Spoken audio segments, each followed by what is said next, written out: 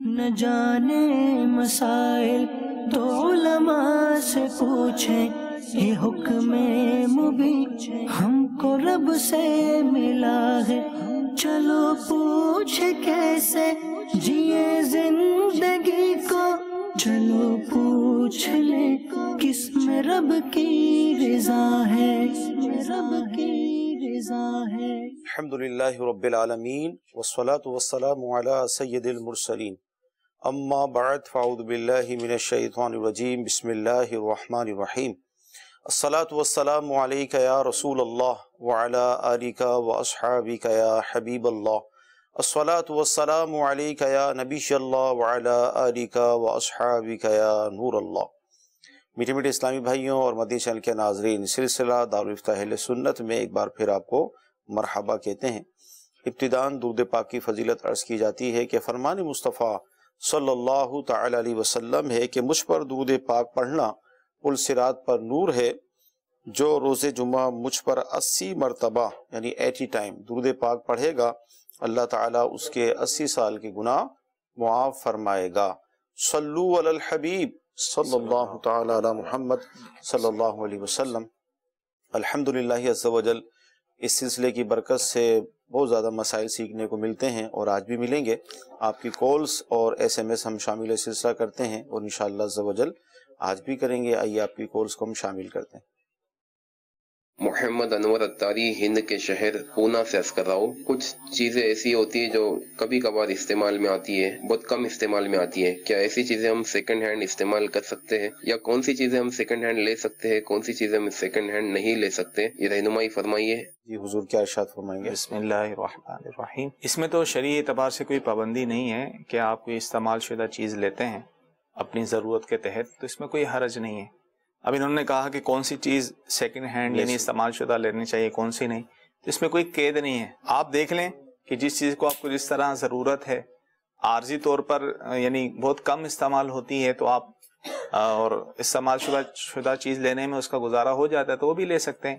یعنی شرعی طور پہ کوئی پابندی نہیں ہے، کوئی بھی چیز استعمال شدہ سیکنڈ ہینڈ لی جا سکتی ہے، اس میں کوئی حرج نہیں۔ جی اگلی کال لیں گے۔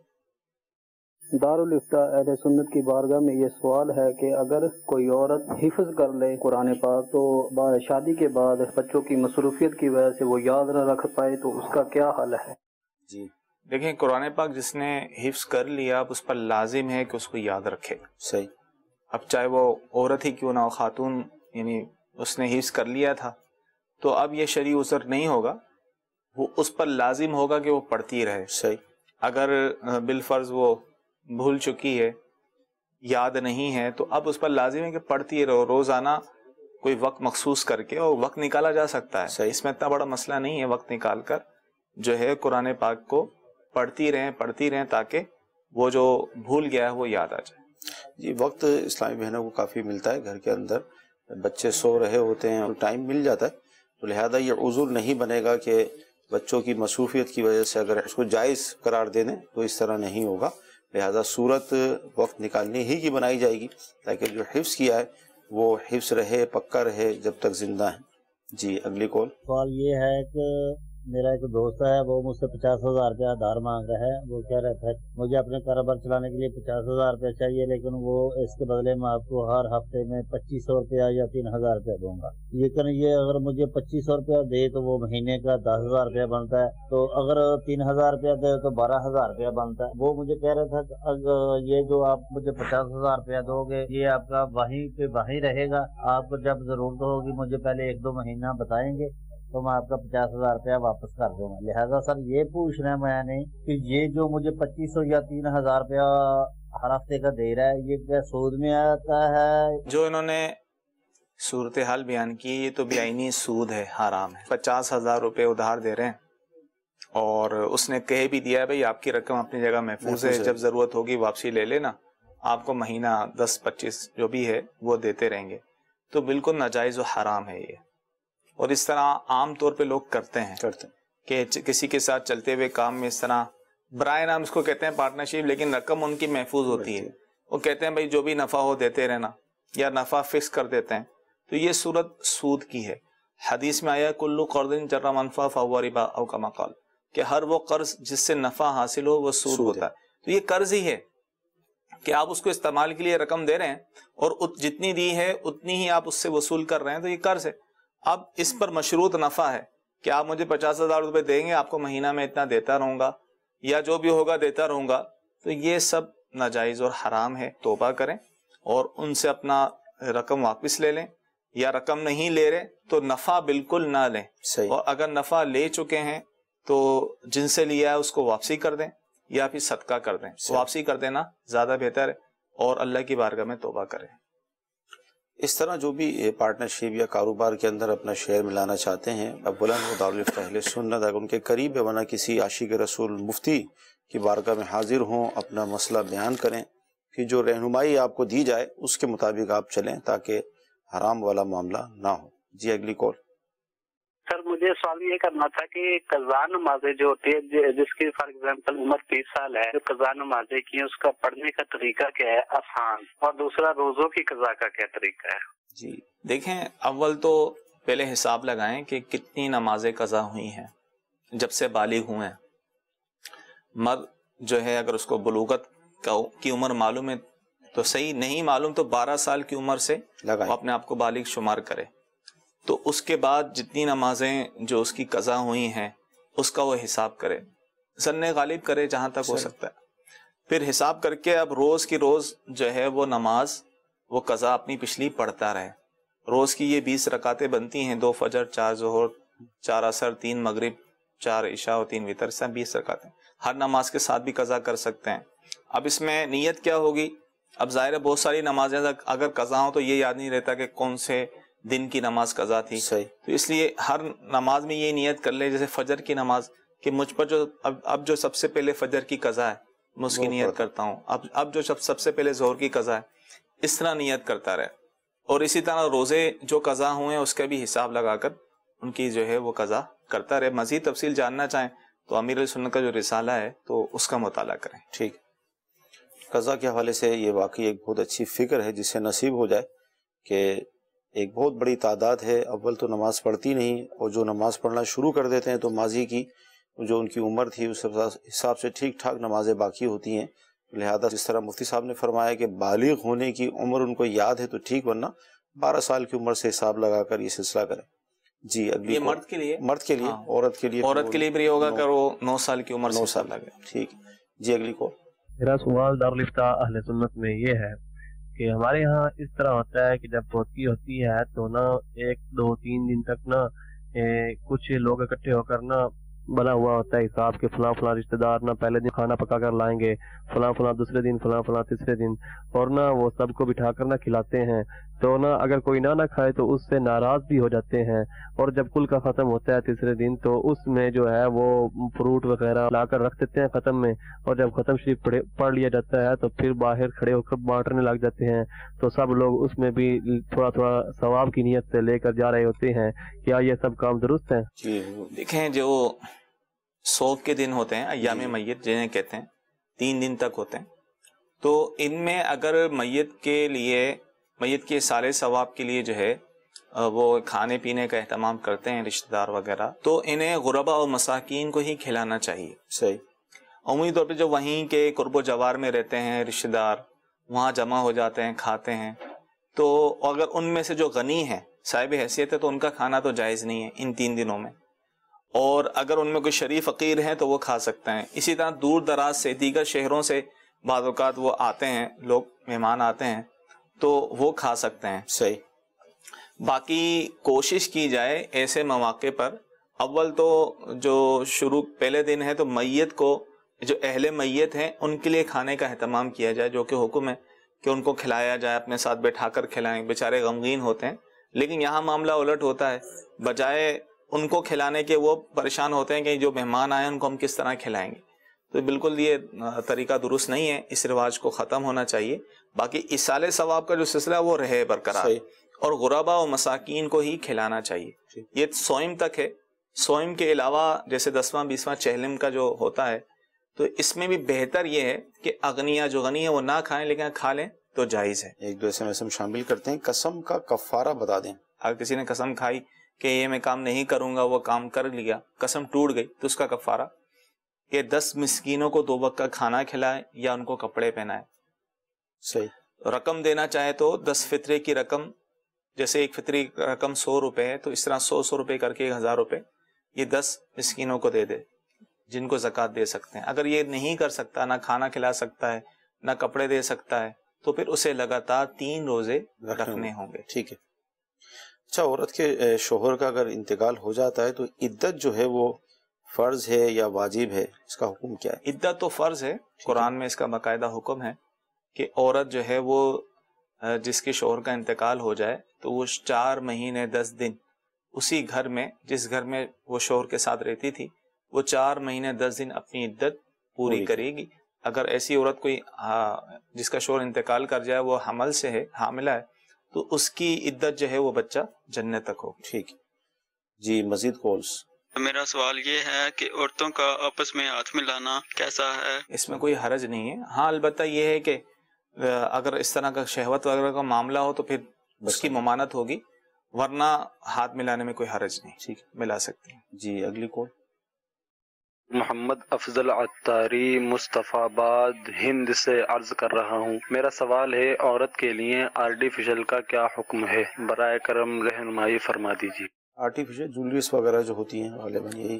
دیکھیں دارالفتہ اہل سنت کا فتویٰ تو یہی ہے کہ عورتوں کا آرٹیفیشل جولری استعمال کرنا جائز ہے. ٹھیک ہے. اور یہ پہن کر نماز بھی پڑھ سکتی ہیں، نماز ہو جائے گی.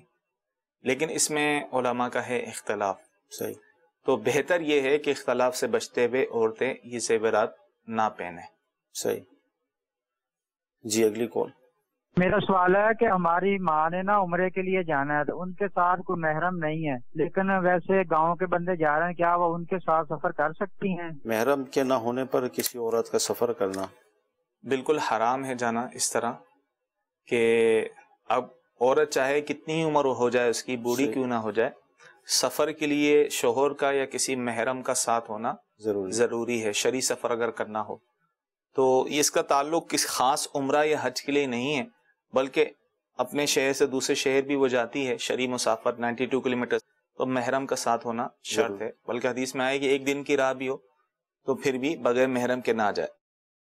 تو عمومی طور پہ ایسا ہوتا ہے کہ اس طرح لوگ گروپ بنا لیتے ہیں اور اپنے ساتھ لے جاتے ہیں اور کسی نہ کسی کو محرم شو کر دیتے ہیں. تو یہ بالکل ناجائز و حرام ہے. اگر ایسی عورت جائے گی، دیکھیں ایسے مقدس جگہ پر جا رہی ہے، اتنے اچھے کام کے لیے جا رہی ہے، لیکن اسے ہر قدم پہ گناہ ملے گا. تو لہذا انہیں چاہیے کہ ہرگز بغیر محرم کے سفر نہ کریں. ٹھیک. جی مزید کال. میرے پاس کچھ صدقہ کے پیسے ہیں، کیا میں صدقہ کے پیسوں کو اپنا جانوروں کو کوئی چیز کھلا سکتا ہوں صدقہ کے پیسوں سے؟ مہربانی سے نا آپ میری رہنمائی فرما دیں. جی بالکل. صدقہ اپنا صدقہ وغیرہ دے رہے ہیں تو اس سے جو ہے جانور کا چارہ وغیرہ لے کر ان کو کھلا سکتے ہیں، اس سے بھی صدقہ ہو جائے گا. ٹھیک. البتہ یہ بعض لوگ خاص چیل کووں کو ہی کھلا رہے ہوتے ہیں، جی جیسے گوشت وغیرہ لیتے ہیں، لوتھڑے وغیرہ اس طرح وہ کھلاتے ہیں. تو اس لیے اس کے بارے میں مولانا منع کیا ہے کہ چیل کوے فساق جانور ہیں، تو لہذا ان کو دینے سے صدقہ نہیں ہوگا، بلکہ اس کی جگہ جو ہے آپ کسی غریب مستحق کو دے دیں یا مطلقاً کسی جانور کو کھلا دیں تو اس سے بھی صدقہ ہو جائے گا. اس سے ہمارے شہر میں ہم دیکھتے ہیں کبوتروں کو دانہ وغیرہ کھلاتے ہیں اور دال وغیرہ جو بھی ہوتے ہیں باجرہ، تو اس سے بھی صدقہ ہو جاتا ہے. جمعے کی سنتیں اگر فرض کے بعد ادا کی جائیں تو کیا وہ ہو جائیں گی؟ بالکل. جو 4 سنتیں پہلے پڑھنی تھیں وہ تو موقدہ تھیں، وقت نہیں ملا انہیں، تو اب وہ فرضوں کے بعد کی جو 4 سنتیں ہیں وہ پڑھ کر پچھلی سنتیں پڑھ لی ہوں. جی اگلی کال. عبدالعزیز عطاری عرض کر رہا ہوں. مفتی صاحب کی بارگاہ میں سوال ہے، جس طرح بھی سردیوں کا موسم ہے، اس صورت میں اگر چہرے پہ یا ہاتھ پاؤں پہ کہیں پہ کریم بھی لگی ہوئی ہے تو اس صورت میں وضو کرنا کیسا، یا وضو کرنے کے بعد ویسلین کریم لگا سکتے ہیں؟ برائے کرم اس کی رہنمائی فرمائے. جی کیا فرماتے ہیں؟ سردیوں میں ہوتا ہے اس طرح کریم وغیرہ لگانے سے ایسا نہیں ہوتا کہ پانی جلد کو نہ پہنچتا ہو. صحیح. اگر چکناٹ وغیرہ ہو جاتی ہے، لیکن اس سے کریم وغیرہ کسی نے وضو سے پہلے بھی لگا لی اور اس کے بعد وضو کیا تو وضو ہو جائے گا. اسی طرح وضو کے بعد بھی لگا سکتے ہیں، کوئی حرج نہیں. صحیح. لیکن مقدار اب اتنی لگا لی کہ وہ جتنی بھی لگائیں اس کو اچھی طرح مسل لیتے ہیں، صرف اس کی چکناہٹ سی رہ جاتی، کوئی تہ وغیرہ اس کی جمتی نہیں. صحیح ہے. تو لہذا ہو جائے گا. ٹھیک. جی اگلی کال. میرا مفتی صاحب سے سوال یہ ہے کہ کیا دن میں 3 بار یا 4 بار عمرہ کر سکتے ہیں؟ اگر عمرہ کر سکتے ہیں تو پہلے عمرے میں تو حلق کروانے بعد کیا دوسرے بار بھی حلق کروانے پڑ جائے گا؟ بال تو ہوں گے نہیں حضور، عمرہ 4 دفعہ کریں تو جی دیکھیں ایک دن میں جتنے چاہیں عمرے کر سکتے ہیں. اب جب بھی عمرہ کریں گے ہر دفعہ جو ہے اس طرح پھروانا ہوگا. اسی طرح خاتون جب بھی عمرہ کریں گی ہر دفعہ جو ہے وہ تقصیر کرنی ہوگی، 4 سر کے بار 1 پورے کے برابر کم سے کم کاٹنے ہوں گے. تو اس لیے سر پہ تو بال نہیں ہوتے، ایک دفعہ حلق کروا دیا تو اسی دن دوبارہ کر رہے ہیں تو اب خالی اس کے اوپر ہی سر پر اس طرح پھروا دیں گے تو یہ حلق ہو جائے گا. اگر اس طرح نہیں کریں گے اور دوسرا عمرے در عمرے کرتے رہیں گے تو اس صورت میں دم لازم یعنی ابھی وہ احرام سے نکلیں گے دوبارہ انہوں نے جو عمرے کا احرام باندھ لیا تو اس صورت میں دم لازم ہوگا. ٹھیک جی اگلی کال. سوال یہ ہے میرا، کیا نام ہے، جمعے والے دن جمعے کی نماز کے لیے ہم خطبے کے لیے بیٹھتے ہیں ہاتھ باندھ کر، تو اس کی کوئی نیت وغیرہ ہوتی ہے یا ویسے بسم اللہ پڑھ کے ہاتھ باندھ لینا؟ جی خطبے کی خطبے کے لیے یہ ہے کہ جب بھی خطبہ ہو شروع ہو جائے تو اب کوئی کلام کرنا جائز نہیں ہوتا. صحیح. تو جو سامعین ہیں ان پر لازم ہوتا ہے کہ خاموشی سے سنیں، اور مستحب طریقہ یہ ہے کہ 2 زانو بیٹھ جائیں. صحیح. اور بزرگوں نے یہ بیان کیا ہے کہ اگر پہلے خطبے میں ہاتھ باندھا جائے دوسرے خطبے میں اس طرح رکھ دیا جائے تو اس طرح کرنے سے انہیں انشاءاللہ 2 رکعت نفل کا ثواب بھی ملے گا. تو لہذا خاموشی کے ساتھ جو خطبہ سننا چاہیے، اور خطبے کے دوران 2 خطبوں کے درمیان جب ہم سب بیٹھ جاتے ہیں تو اس میں بھی جو ہے ہاتھ اٹھا کر زبان سے دعا نہ کی جائے، دل ہی دل میں دعا کی جائے. اس میں مزید ہم یہ ایڈ کر سکیں گے کہ جیسے آپ گھر سے نکلیں جمعے کی نماز کے لیے، تو جیسے گھر سے نکلنے کے لیے سیدی اعلیٰ حضرت نے نماز کے لیے 40 نیتیں بیان فرمائی ہیں.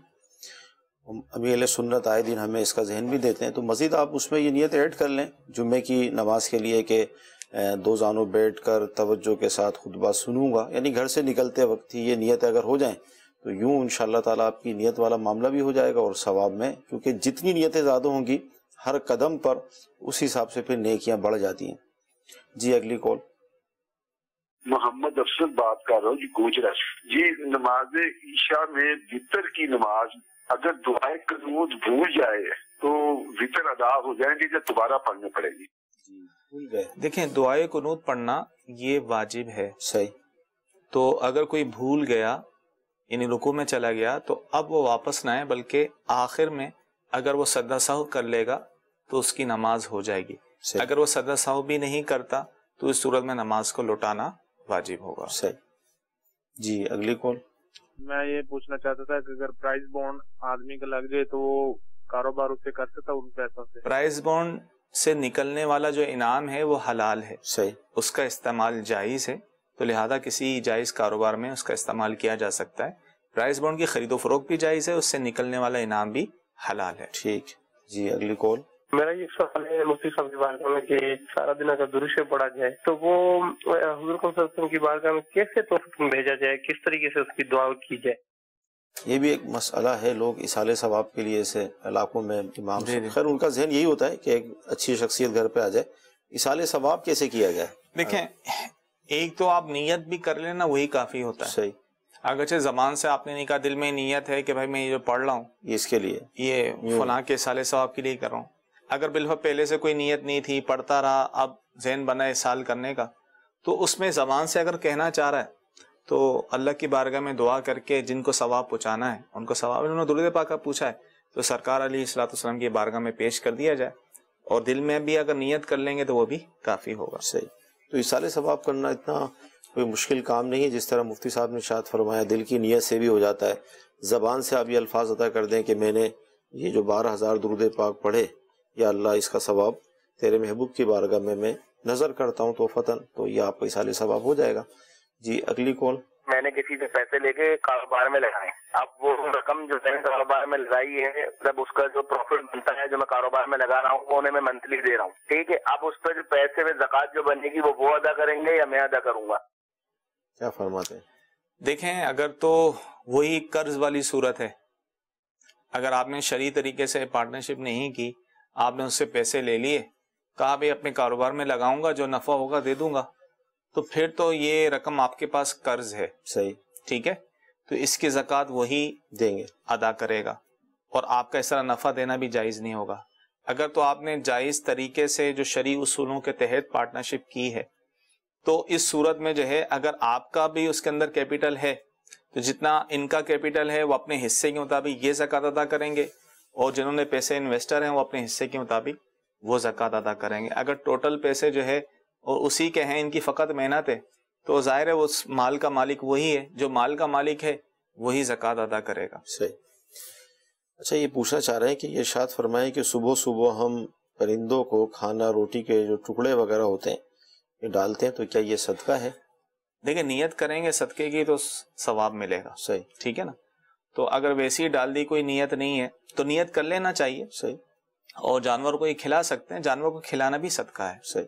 جی اگلی کال۔ گزارش یہ ہے کہ ایک آدمی ہے، کھاد کا کاروبار ہے اس کا، تو اس کے پاس ویسے 1600 روپے کا مطلب ہے گٹو ہے کھاد کا، 1610 روپے میں بیچتا ہے تو اس کو 10 روپے گٹو میں بچتے ہیں۔ اچھا، اس کے پاس کوئی آدمی جاتا ہے کہ مجھے کھاد کا گٹو دو 3 ماہ کے ادھار پہ، تو وہ گٹو سے 10 روپے منافع لے یا اس سے زیادہ لے سکتا ہے؟ 50 روپے 100 روپے گٹو میں منافع لے سکتا ہے؟ لیکن شرعی طور پہ یہ طریقہ جائز ہے۔ عمومی طور پہ ایسا ہوتا ہے کہ چیز اگر نقد لی جائے تو اس کی قیمت اور ہوتی ہے، اگر ادھار لی جائے تو قیمت اور ہوتی ہے۔ اگر وہ آیا اور کہہ رہا ہے کہ میں 3 مہینے کے ادھار پر آپ سے یہ لے رہا ہوں، تو اس وقت آپ کوئی بھی ریٹ مقرر کر سکتے ہیں، ایک ہی مقرر کریں۔ مثال کے طور پہ بھی 1600 کی ہے، اب 1650 بھی کر سکتے ہیں، 1700 بھی، باہمی رضامندی سے جو طے ہو جائے، اور مدت بھی طے ہو گئی 3 مہینے میں فلاں تاریخ کو یہ ہے پیسوں کی ادائیگی کر لے گا، تو شرعی طور پہ یہ جائز۔ ناجائز صورت یہ ہوتی ہے کہ آپ نے ایک چیز بیچ دی، اب وہ ادائیگی میں لیٹ کر رہا ہے، تو آپ اس کو کہہ رہے ہیں جتنا لیٹ کرتے رہو گے اتنا اوپر بڑھتا رہے گا، تو یہ سود ہو جائے گا، یہ جائز نہیں ہوگا۔ مدنی چینل کے ناظرین، سلسلے کا وقت ختم ہوا۔ اللہ تعالیٰ کی بارگاہ میں دعا ہے کہ اللہ تعالیٰ آج کا ہمارا سلسلہ اپنی بارگاہ میں قبول فرمائے، جو سنا ہے جو سیکھا ہے اس پر عمل کرنے کی توفیق عطا فرمائے۔ آمین۔ صلو علی الحبیب صلی اللہ تعالی علی محمد۔ نہ جانے مسائل تو علماء سے پوچھیں، یہ حکم مبین ہم کو رب سے ملا ہے، چلو پوچھ کیسے جیے زندگی کو، چلو پوچھ لے کس میں رب کی رضا ہے، رب کی رضا ہے۔